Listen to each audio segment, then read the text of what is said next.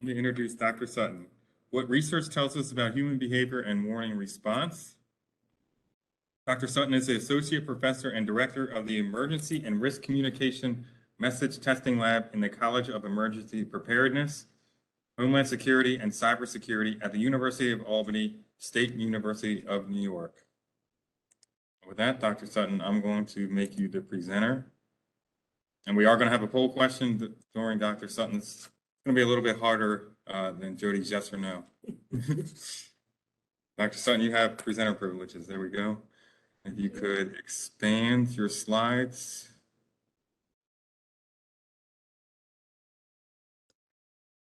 I'm almost there.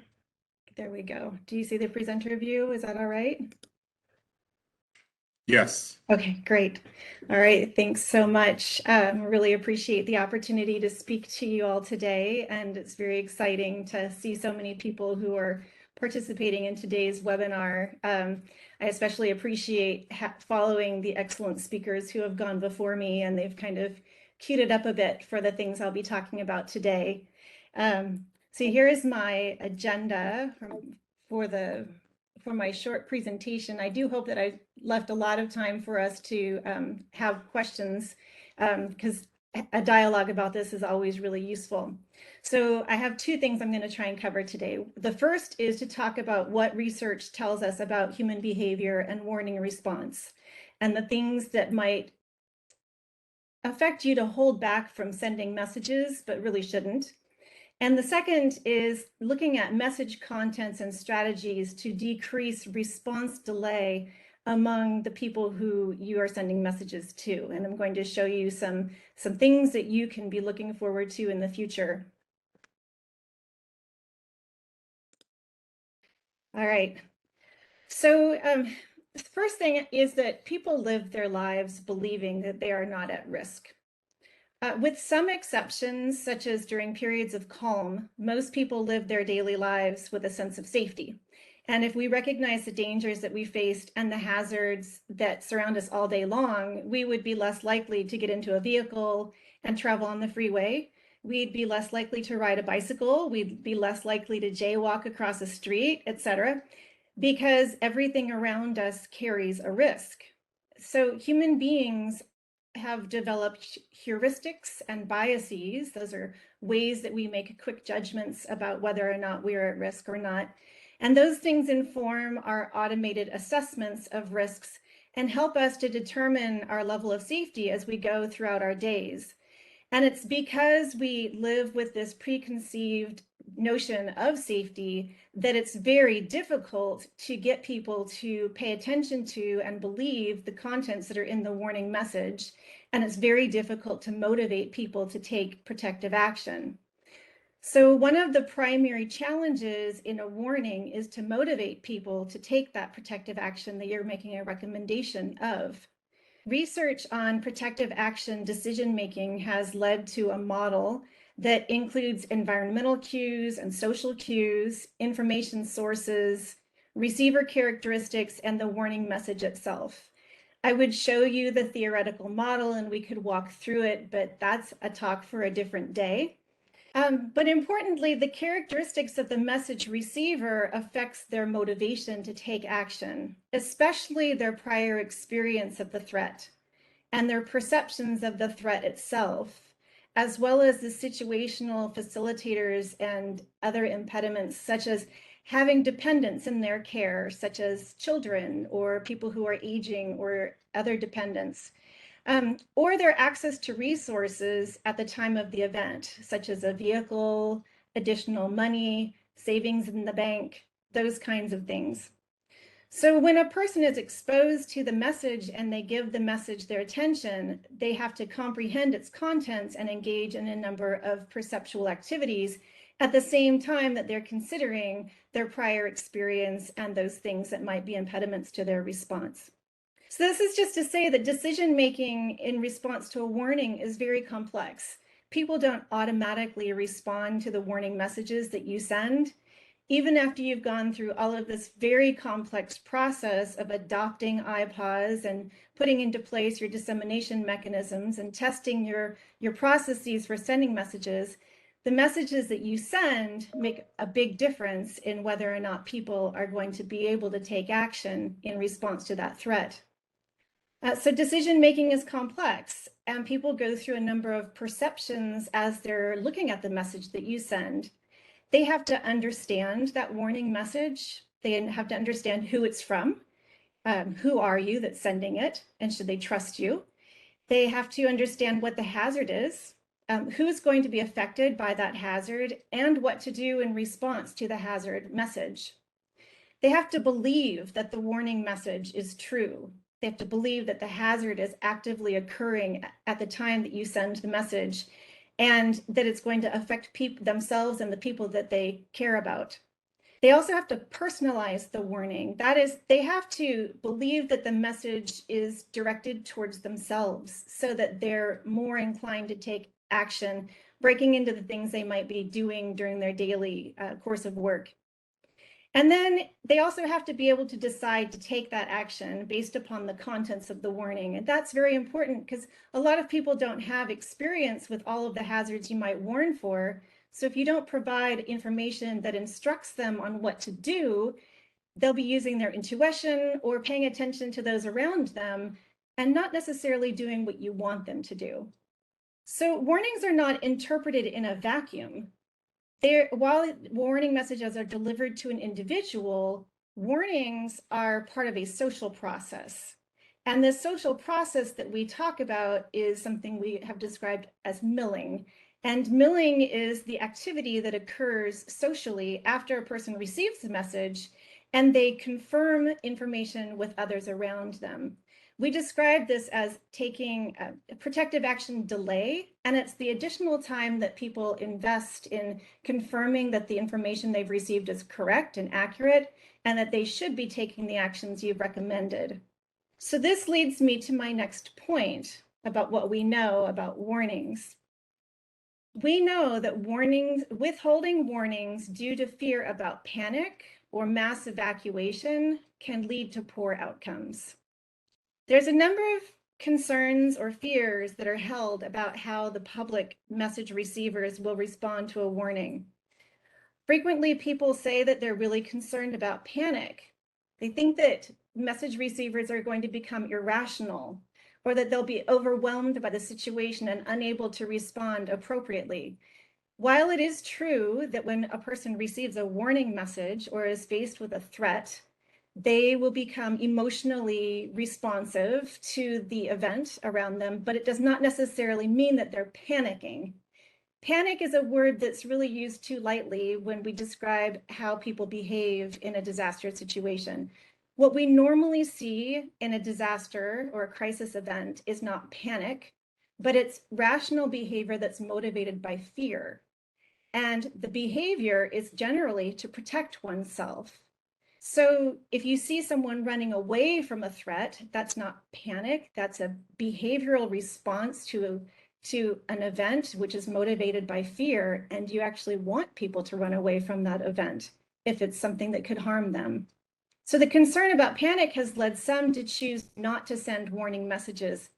But the longer you delay in sending those messages, the less time people have to confirm the message, and that could potentially result in additional protective actions delays because people do not automatically respond to the messages that are sent.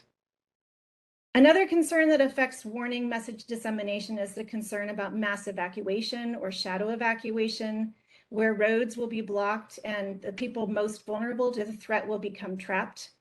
Evacuation modelers are working on this problem, and some communities are developing planning documents that take into consideration housing density and travel for evacuation, especially from wildfire events. But in regards to warnings, this is also a reason to send messages earlier rather than later. The sooner people can make a decision to respond and take protective action, the sooner they can get out and clear the roads for those who decide later. This leads me to my fifth point. We know how to design messages to increase the likelihood of behavioral change. Behavioral change is generally defined as taking an action to protect oneself from harm, and there is an additional behavioral change that a well-designed message can affect. it can reduce the amount of time that people can take to confirm the warning prior to taking an action. The way to make that change is by writing complete warnings that provide the information needed to make those decisions without searching for additional information. There's some solutions that are available to addressing these messaging challenges. The first one is pre-planning, which can make a difference in your operational capacity to deliver those timely and effective alerts and warnings. And one of those things that you saw earlier is the information that Rob Dale presented to you about how to craft a 360 character message and a 90 character message. We're going to go over that again in just a second. So there are some solutions that are available to addressing these messaging challenges. The first one, as I mentioned earlier, is using the IPAWS program planning toolkit, which you will be hearing more about in just a few minutes from Sophie Bennett, and also to attend training and technical assistance seminars, such as what you're hearing today, such as what was presented by our guests earlier, who have a great deal of experience in using IPAWS and wireless emergency alert services. But one of the things that you'll see within the IPAWS planning toolkit, which Rob Dale already gave a preview of, is a concept map on how to create messages in terms of the contents and strategies to reduce response delay. This concept map is something that some of you are probably familiar with even prior to what you saw earlier today. This has been referred by many as the Milletti Model, and it was developed by a team of researchers who were funded by DHS S&T early to conduct studies on the wireless emergency alerts back in 2012, so about 10 years ago now that we're at the 10-year anniversary. We worked on this research and compiled contents to help to design this template that people have been using. It's been incorporated into technical trainings and briefings, and you see in the bottom of the screen the article here that was created by myself and my colleague Erica Kulagowski, and it catalogs everything that we knew at the time about effective short warning messages, and also the concept maps and those example messages that are being shared on different presentations. So I'm going to go over this pretty briefly, but these are the things that should be included in a message in order to reduce that response delay. We know these things because we've done research with human beings on what increases their likelihood to take that protective action, and we've been doing it for about 50 years. The first thing that you need to include is the source, information about who is sending the message. It should be trusted, familiar, and local, and not using an acronym. This becomes a real challenge when you're writing a 90-character message instead of a 360-character message. The second thing is the hazard and the consequences or impacts.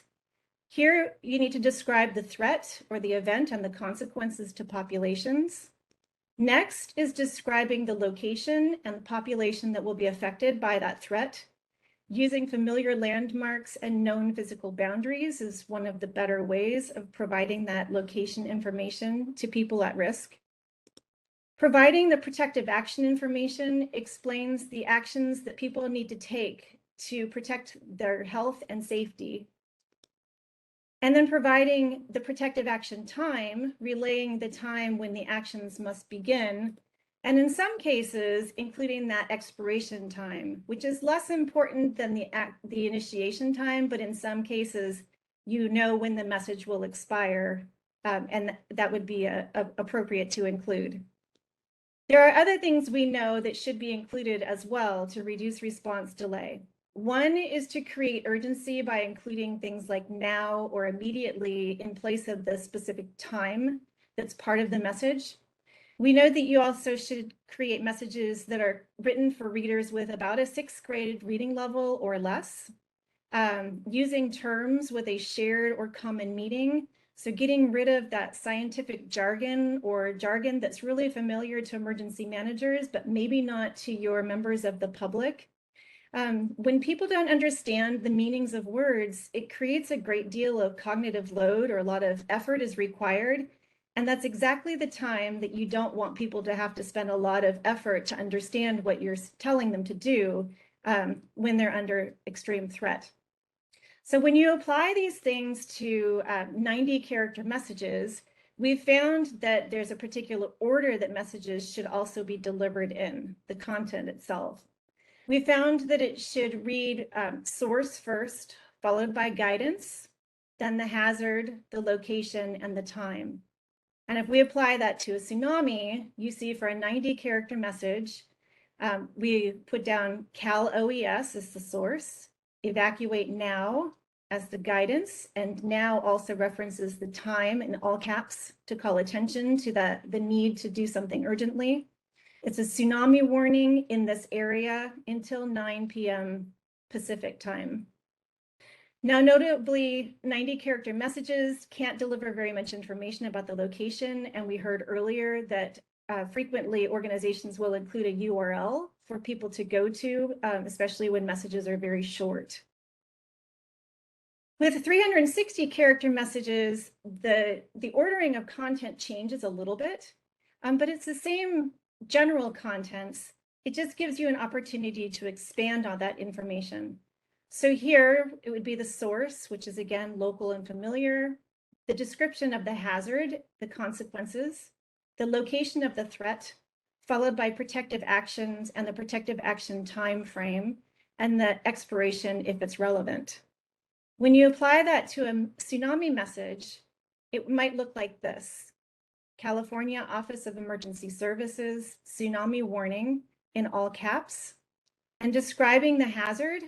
20-foot waves approaching. The location is Orange County coast from San Clemente to Seal Beach. The hazard consequences are people who do not evacuate low-lying areas could die. Move to high ground now, again using all caps to call attention to what people should do and when, and giving very specific information about where they should move to, at least 5 building stories in height and 6 blocks from beaches and other waterways by 6 p.m. to avoid water. And then the protective action time frame is included in the suggestion to wait for all clear message to return, because time is part of wait for. It's rather complex when you put it all together, but we can apply that same idea to other hazards. Take, for example, a hazardous material example. Here, using Cal OES again, which is not a local source, but for a hazardous material example, it would say something like evacuate area, hazardous material spill in this area until 4 p.m. Pacific time. When we move on to 360 characters for hazardous material spill, it raises some additional questions that we've gotten from people who have said, this is a lot of information that needs to be included. How do we do this in a short time frame if we don't have all of the information at our fingertips when it's needed? Here, for a hazardous material spill, you would need to know, what would you tell people about what can happen to them who are nearby? What do you want them to do? Do you know the specific nature of the hazardous material that is spilled? Do you know where it's moving? When do you want them to do it? Is there an expiration time? There's a lot of questions that come with this. And so this leads me to my next set of solutions. There are some solutions that you need in order to make better use of these concept maps. And so I want to tell you that coming soon, we are going to help to provide to you content, templates, and software. You need content. Content would be something like a lexicon that includes hazard impact statements and consistently worded guidance statements that crosses all the different kinds of hazards that you might warn for. You need templates of messages that cross a range of hazards that are informed by empirical research from the social sciences. And then you also need, when you're in a real-time crunch, software that can facilitate your ability to write messages that conform to the state-of-the-art warning messages. And these solutions are coming soon. I love this example that Rob Dale shared with you about how he writes 360 character messages that keeps track of the characters. But what if you also had that content at your fingertips and it was made easy? So for example, for a hazardous material accident, what if you had at your fingertips already the example of the hazard description, the threat, and the consequences, such as this: a hazardous material release has occurred. Exposure may cause difficulty breathing, loss of coordination, burning sensation in eyes, ears, throat, lungs, and possibly death. And you had the ability to edit that down instead of having to come up with all of the text on the spot. And then second, for protective action, what if you had a list of protective actions that were already validated and verified with subject matter experts? And from that, you could select your list that would be populating a message template. So here, for a hazardous material accident, I'm selecting avoid area around location, bring pets and other animals indoors, and stay indoors until further notice. And when you put that together into your 360 character template, what you would be left with is adding in the source name, the area of exposure, where you want people to avoid, and the timing if that's necessary. And you'd be able to reduce the number of characters based upon what is coming from your incident commander or others who are vetting your message before it goes out, and adapting it to meet the specific needs of the event that you're addressing.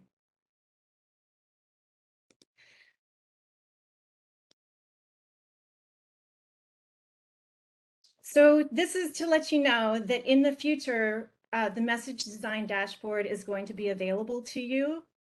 The FEMA iPause program has funded a team of researchers and developers at the University of Albany to develop what we're calling the message design dashboard. At this point, we've conducted a review of inventory of threats and protective action guidance statements from more than 50 types of hazards. We are currently in the process of developing templates. The templates are going to be used for the purpose of first doing public message testing, which will begin this fall, and second, to design messages that can serve as templates for the messages that you may need to write in the future, so that you have them at your fingertips when you actually have to sit down and do that on the spot. And the lexicon that we've created is also serving as the backbone for the software that will enable you to write messages in the future. What I showed you with those very unfriendly looking boxes and drop downs is not the way that the dashboard will look when it's actually presented to people in the future. As we continue to develop the software, we will, in the fall, begin to do user testing with the prototype and allowing people to give us feedback on how to make it more user-friendly. There's a few caveats that I want to mention. The message design dashboard will not replace any of the dissemination platforms that you currently use. Instead, we envision that you'll be doing something similar to what was demonstrated earlier, where you would copy the contents and paste it into your dissemination software. Second, we're still in the process of development. We intend to begin user testing this fall, which would mean that sometime next year, winter, spring, we should be ready to move it out into your hands. And third, we're also in the process of determining how to make the lexicon and the templates available to emergency managers separate from the message design dashboard, but we're working with the iPause group on that task. Earlier, when Mr. Johnson presented the iPause at the very beginning, he was talking about equity, especially around limited language proficiency. And to just head off the question I'm likely to get, this is primarily for English language users. However, we do hope to do additional work for other languages. With that, I would like to put up my email address so that if people want to contact me, they're welcome to do so.